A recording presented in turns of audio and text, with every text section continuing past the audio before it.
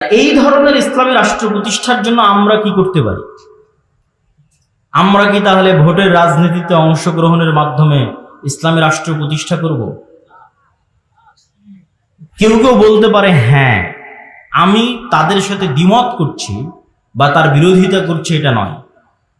আমি যুক্তির আলোকে আপনাকে পরামর্শ দিতে চাই যে আমাদের করণীয় কি, করা উচিত কি। এক নাম্বার করণীয়, এই রকম পরিস্থিতিতে, যেই পরিস্থিতিতে আমরা আছি, দাওয়াতি কাজ। আপনি বলবেন, আপনাদের কথা শুরু হলেই বলেন দাওয়াতি কাজ। আর কত দাওয়াতি কাজ? কুনতুম খায়রা উম্মাতিন উখরিজাত লিন-নাস তা'মুরুনা বিল মা'রুফ ওয়া তানহাউনা আনিল মুনকার। এই উম্মতে যেহেতু আর কোন নবী আসবেন না, সেহেতু প্রত্যেক যুগে মানুষকে হেদায়েত করার জন্য দাওয়াত দিবে এই উম্মতের লোকেরাই।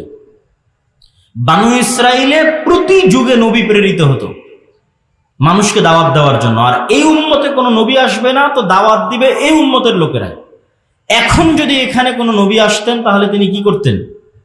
আগে কি দিতেন? আগে দাওয়াত দিতেন। আগে কি দিতেন? দাওয়াত দিতেন। এখন যদি বাংলাদেশে কোনো নবী প্রেরিত হতেন, তাহলে তিনি দাওয়াত দিতেন।